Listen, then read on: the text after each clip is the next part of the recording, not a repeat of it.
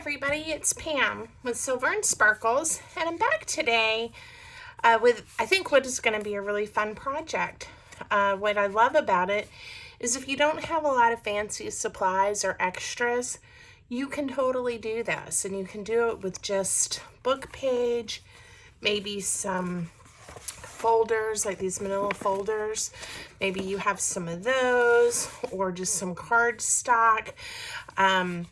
But maybe you don't have like lots of fun fibers or stickers or those types of things, or other pieces of ephemera, but you can really make some amazing things with just super basic supplies. So I made all of these using, this is part of a manila folder. This is a piece of book page. I did pull out some of my stencils, so we'll show you if you have some stencils, if you want to try that technique. Just some paper tearing and layered it together. This one's also made with a piece of book page, and then this is another piece of book page. This is like part of the title page when you open a book, and most of the paper itself isn't printed on. There was part of the title here, so I just covered it with some more text, and I think that made it have a really interesting effect, right? And I did use a stencil to give it that kind of beehive-y look, or I don't know, chicken coop fencing or something. I'm not sure what that's called. If you know what that's called, tell me. Leave me a comment and tell me what that's called.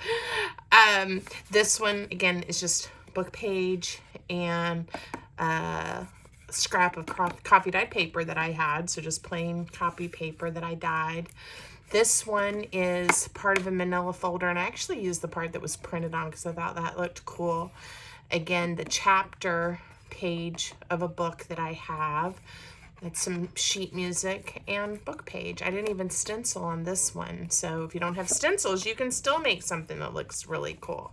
And again, we're back to the manila folder and a piece of book page, and then another piece of book page that was blank. So anyway, I think all of these are pretty and would make great things to tuck inside a journal for extra journaling space. You could write notes, a list, things to remember, quotes, those types of things. And being neutral like this, they could go with just about any junk journal. So you can make them whatever size your scraps are. So let's just make a few while we chat today, and show you kind of how I go about it. Again, I had shared at some point that I tend to get overrun by paper scraps. I think many of us that junk journal do. I just have lots of book page and lots of other paper scraps, and I tend to have two piles going at any point in time. Primarily, I try to keep neutral type papers in one pile, so that might be any type of book page, coffee dyed paper, folders like this, anything like that, right? And it kind of stays in one pile. And then the other is where I put pattern paper, scrapbook paper, things with color and patterns and things on it. And then when I'm crafting scraps, that gives me kind of a pile of neutrals to go to if I want to add a quote or a journaling spot or something like that. So that's kind of how I organize my scraps. So I just randomly grabbed a pile, or from that pile, a small stack from the large pile. How's that?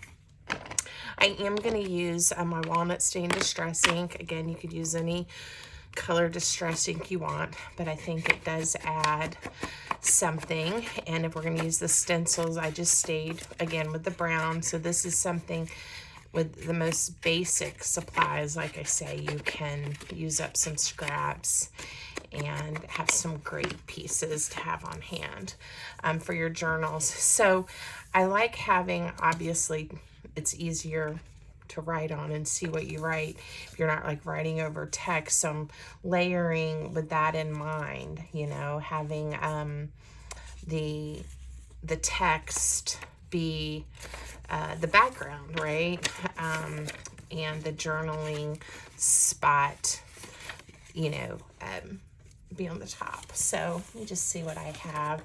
This page, and I had made some of my prototypes are from this page. It's from a book, The Great West, and it's a large book, and it has really, this paper, if you could describe paper as buttery, that is this paper. It is just beautiful. And even though I've already inked this, given the text on that is a little more narrow, I'm gonna just make my journaling card because I want to be able to see some of that text. I'm gonna make another tall, skinny one. And honestly, guys, this is kind of how I do it. I decide, I'm gonna save that maybe for a tab. I decide what shape and what I'm making just based on the size of the scraps I have. And I just kind of start seeing what I think looks good together. You can decide to stencil after you get all your layers together. You could do some stenciling, you know, before if you wanted underneath, right? We could stencil this to give some texture or something here. I actually kind of, I saw that it had California there, and I was thinking, so we can leave it on the back. It might be nice to highlight a word or something too. That's something you can always keep an eye out for if in your text or in your books, if there's something that you want to draw some attention to, again, without having to have other stickers or other digital printable paper or something on hand. So the most basic part of when I'm doing this is just starting the layers. Now, I mentioned stenciling the background page, and let's do that. I'm just going to get out a scrap piece of paper. I had one I was using, and I don't know what happened to it. But I don't always, I used to use my stencils so much more, and I just, for some reason, don't think about them. So I'm kind of glad this project got me to dig them out. And this is, again, I just grabbed a few. I have these from, I'm trying to remember when I was really into stenciling and why. I don't really remember, but I've had these a long time. So I think you can get stencils, of course, online. You can get them at some of the different craft stores. And they come in so many different patterns, and there's lots of ways to use them, like with gesso and different things. I'm not going to worry about stenciling too much in the middle because I know it's going to get covered up. I want to focus really on these edges. The one I picked, I need to focus on making sure I'm laying down ink heavily, or more heavily than I was on the edges. Yeah, I like that better. And again, it doesn't really matter about going in. So we'll just try to get some ink and some different patterns around the edges of the book page.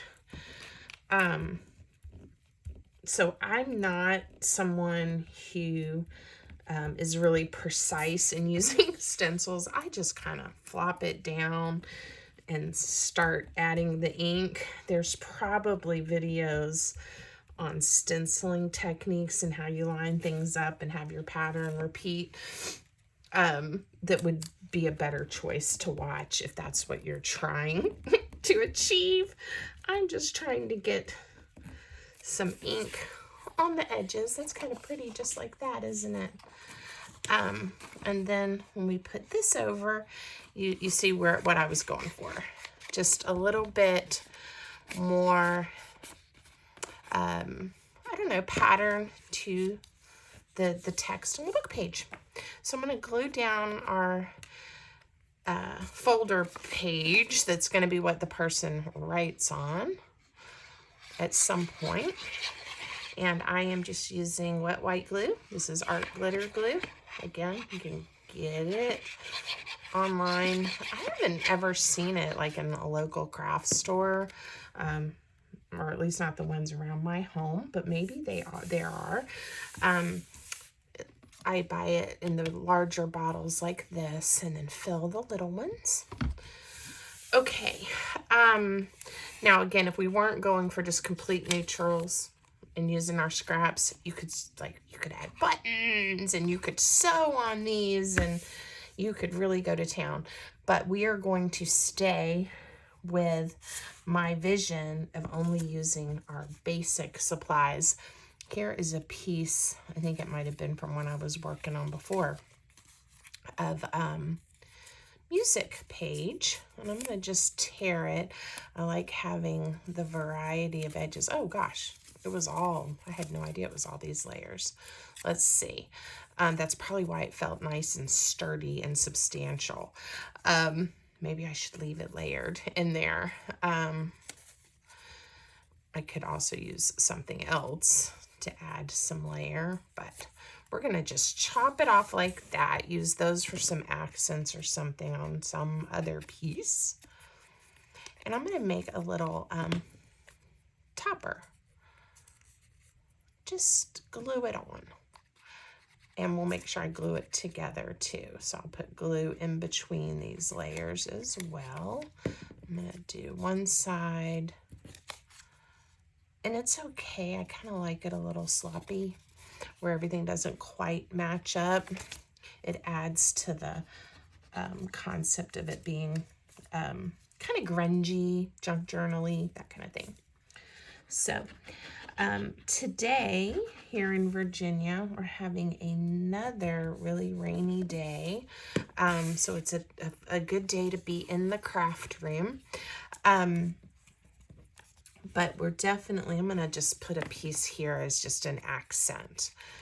So again, if I had stickers or things going on, right, I might be putting those on, but since I don't, we're just going to add this. It's definitely, you can tell spring is here, and things are blooming, and my allergies, my goodness, have been crazy. And it's funny, I'll take my shower and I'm like, okay, you know, for the evening, and I'm gonna stay inside so that tonight when I sleep, I won't be sneezing and coughing and everything. And then what happens? My sweet little dogs get up in my lap. I love that one. And suddenly I'm petting them, I'm touching my face, they're on my clothes, and guess what? The my allergies are flaring up. And from I guess the pollen on their fur. Well, I'm not going to not pet my pups, so not quite sure what the solution is, but that's what's happening here in my house. So if you can relate to that, let me know. Not always easy. Let's see. That is some kind of a quote. All right, I'm going to use this one and show you kind of my idea. So I have some blank for writing space here, and I'm going to just layer some pieces together to make a good journaling spot, and I think it will add some interest to have, again, the multiple layers. I like, I don't know what's going on. I like having that look. So let's see, I was trying to say like this one where, you know, I have the paper and then another piece of book page and then the journaling spot. So we'll find a few things that might work. This is just another slip of paper. I think what I'll do with this one is we'll wrap it around, kind of like it did some of the others. It's not even torn completely straight, but I still think I can make it look interesting. And I don't think it'll bother me too much. We'll see. With the width being a little bit wider at the bottom than it is here does give it an interesting look. It's going to bother me. We're going to trim it off, guys. We're going to use our ruler, and we're just going to even this up. I realized that I wasn't going to like that look. So using the grid, see how it is. Let's see. It's right at 1 inch wide at the top, and here it's at 1.25 inches. So we're just going to make it 1 inch, hopefully, close to 1 inch, so that our eye doesn't see that discrepancy as much. It was just a little bit, but it was enough for me to, with the text, you could really tell it was crooked. It was not straight. Usually in tearing book page, if you use a ruler, because you know, if you want to keep just the text right and or use the white part, luckily you can get it pretty straight just by eyeballing it. But that one I did not. I don't know. I was probably in a hurry getting some paper for something, and it tore crooked. Okay. Ooh. All right. And that whole time I had this paper turned the other way, and now I flipped it, but that's all right. I am going to bring the edge of this piece that'll again add more writing space right to the edge of where that text is, and then I am going to fold both of these over. So I'm going to add glue. Not all the way to the end, just so I don't get glue everywhere. We'll add glue at those ends when we turn them over. All right, so again, I'm eyeballing, and I can use the text here to help me line it up and get it somewhat straight. Ooh. And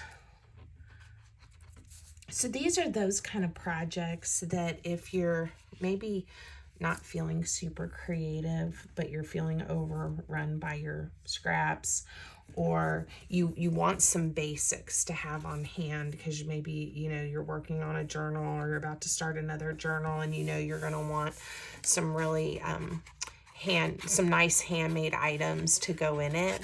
I always like to fill my handmade journals with pieces that I've made. And oftentimes then, of course, I'll have them coordinate with the theme of that journal. And then these being so neutral, they would go with anything, right? Could even turn this one this way. But the other thing is, so if I have a pile of these, and let's say I just finished a Thumbelina journal, a little golden book Thumbelina journal, then I could come through and put some flowers or some butterflies or some little fairies or some things that kind of go with the theme of that on these. You know, I could decorate them at that point if I want to, or leave them neutral. So lots and lots of options.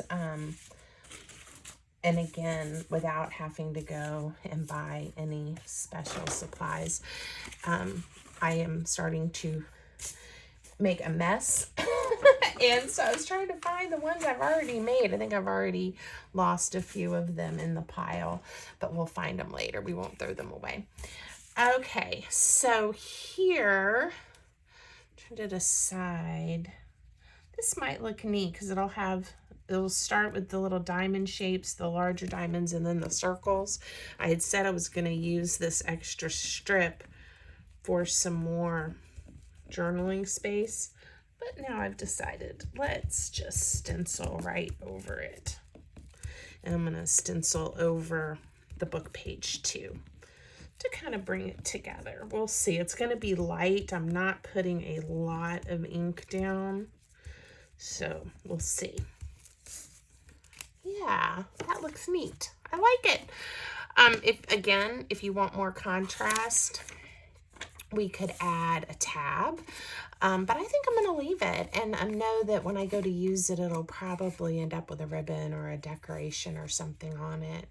And again, you can decide which way you want to turn that one. Okay, so why don't we make, we've got all these small pieces, so we'll make a couple of small, small tags. And this one was cut for a tag shape, but I think I'm gonna turn it into something else. And this is a piece of coffee dyed paper. And I'm just kind of eyeballing the size. I'm not measuring at all. And this, I'm not even inking this edge right now because I kind of like it being light. And if we wanted to, we could angle the tops. I think I'm gonna leave it square. And let me think of a different kind of tab to put on it that we could make that'll make this one stand out a little bit different. One thing that's sometimes fun is to use a different piece of book page that has a different font and a little bit different color, and that makes it interesting too. So I am going to go ahead and glue this down, and then we'll trim it off. It'll make it a little bit easier for me. And we may need to add something to the back here to strengthen this book page because it is a little fragile. I can tell just working with it that it's a little fragile. One thing that I can do is fold it over. That'll give it another layer. And I didn't want it that tall anyway, the topper to be quite that tall. All right, let's see what it's looking like. Trim that off. All right, it's cute and very simple. Let's put something on the back to give all of this some more thickness because that is just a piece of regular copy paper. Thin book page, very thin, fragile book page. So let's add something like part of a manila folder, and that's really going to give this some structure, okay? And we won't have to worry about it.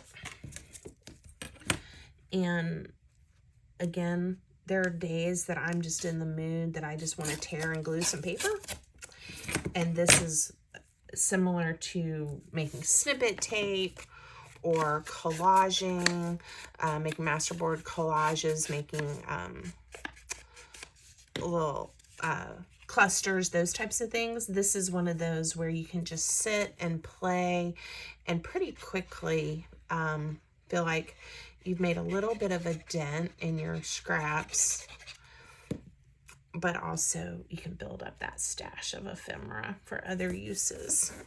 Okay, so now whoever's using this tag, they can write on this side, or they could decorate this side. You could put, you know, a pretty flower, and then you have this side that you can write on too. And now it's nice and sturdy. So even the little ones have a lot of impact, and I didn't stencil that one. I want to make one and use one of those flower stencils though. That was on my mind too that I thought would be really pretty. So this is another piece of book page, and it's really interesting illustrations that I do tend to use for different things, but for now, I'm just going to take advantage of this very sturdy neutral part of the paper, and we'll make something with it. Do I want to make another tall one? I think I'm gonna we'll make two. This will be a twofer. We'll do one this size and then a little one. How's that? So I didn't check to see what paper I have, but that's okay. We're gonna just go with it.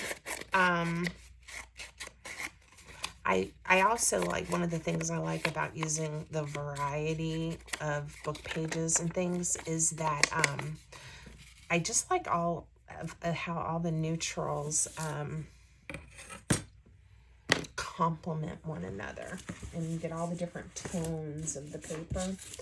I sort of cleaned up my desk and I found this paper tear ruler. Again, it's not a necessary item, but I have it and it's been missing for months under the pile of scraps on my desk. I don't let you guys see what's to the right or to the left of my workspace while I'm on camera. But anyway, this little fella had been hiding under piles and piles of scraps, and I'm like, oh, there you are, my friend. So it does give it a little more ragged tear on the edge. So this was with the regular metal ruler. I think it is. That may still be scissor. Let's see. This one was torn with just the metal, straight metal ruler, and then this edge with the paper tear one. I think that's what you call it, paper tear ruler. It's not very sturdy. It works, but like if you're going to tear a really thick cardstock, it's a little sketchy or a little iffy if it's going to work. And I don't always want to have that kind of edge. I want maybe the straighter torn look. So again, not an item you have to have, but if you have one, it can be fun to use at times. I've seen some crafters, I've never done it, where they've taken, guys, I found all my rulers. They have this ruler, and look, I found a whole bunch of my bone folders too. It's amazing the treasures you'll find when you clean up your desk. But I saw a crafter, they took a ruler similar to this, and some really sharp clippers, and they just kind of did little jagged cuts, like some look like little triangles, and just anyway to make something like an edge like this. So they made their own. I'd be afraid the plastic ruler, with my luck, would end up cracking in half or something, but I have seen someone, I don't remember who, demonstrate that you can make one of those yourself. So if you're brave enough to try that, let me know how it turns out. Like I said, I could see myself with a big mess on my hands. All right, which flower do I want to use? I think we'll do this one. I'm going to have it kind of hang off the edge and be down here in this corner.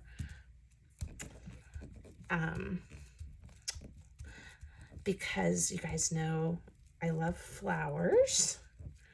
So that'll give us, again, in using stencils, once you have them, it's such an inexpensive way to make something really look nice, because you can use it over and over and over. It's not like it's consumable, like a lot of the things that we use. Probably one of the things I spend, ooh, that fits perfectly, and I'm going to leave it with all those layers to make it nice and sturdy. Is probably, I'm trying to think, it's glue. I go through a lot of glue. I do go through a lot of just plain cardstock because I do print a lot. I love my digital papers. The little different kits you can get on Etsy, they just make me so happy. So that's probably those two supplies I go through a lot. I use a lot of, let's see, paper clips. Yeah, I'm trying to think, what are all my favorite things? But if I have some scissors, which again is not a consumable supply, I didn't do a good job, guys, of gluing this all together, so that's all I'm doing right now. You know, if I have scissors, if I have even just scraps of paper, some ink, some glue, I can craft for hours and be happy. So I'm pretty fortunate, aren't I? All right, let's make one more. And I have an idea for this one. I was going to use, I know we're going to cover up some of this image, but I just thought that would make a really interesting background. And then on this side will be a more journaling spot.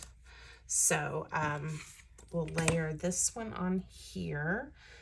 And maybe we'll also do some textbook page, a layer to peek out as well. Let me see. And this paper right here is very sturdy, so it adds a lot of stability and structure to our little journaling card. And I'm always, when I'm at a garage sale or a thrift shop or something and they have books, I'm always opening the books and feeling the paper, and I don't mind fragile paper, you know, really vintage antique paper and books. It's beautiful to work with. But if I also find some that have that, you know, it's not gonna fall apart on me when I'm working on it, I know it'll add some good layers, which is always nice too. All right, now I'm just doing the finger tear method. I think I'm just gonna put a piece like right there just to give it a little accent. Whoa. And I hope this is showing you how even though I tend to, you know, when I'm making things, you'll see fussy cut images, different pieces of ephemera, stickers, whatever, you know, in my work, that if you don't have that, you can just get creative and make something that looks so cool. So if you like this idea, drop me a comment and let me know what you think and what maybe you're going to make with your scraps. If you haven't already subscribed to my channel, I hope you'll mash that button and join me so that you'll be notified when my videos are up and ready for you to view. And if you have any requests, special requests for any crafting videos you'd like to see, let me know. I try to, well, I have a whole list. I keep a list going, and I try to respond to requests as I can. And sometimes they really challenge me, which is great. And it's fun to do something a little different than maybe I would have thought of. So if you have something that you've been wondering about, or you just like to see my take on it, please let me know. Taking just a moment to take advantage of the fact that this was a folder and can still hold some of my scraps for me. And I thought I had lost one of my tags in this pile of papers. And don't laugh, I know I'm keeping even the little tiny pieces. Not that I don't already have boxes and boxes of little tiny pieces, but that might be just the piece I need someday. Okay, let's see what we've got. Let's see what we made. So I really like these tall ones, and I'm glad I had the Great West book paper to use. That was fun. We made multiple sizes, and the neat thing about these too is, you know, you can decide which way you want to use them. I mean, that would be good turned that way, and it could always end up, you know, with another tab or something on it. And then we have this one. So and then before we got started, I had these. So I really liked that accent. So I kind of did it similarly here, but I think this is something that may end up, I may make a set or something for myself using that strategy, because I really like how that turned out. And it was, again, to cover up some text that I didn't want showing on the journaling spot. So happy surprise. All right, well, I hope you guys like this one. Let me know. And I just hope you have a great rest of your crafting day. Thanks, everybody.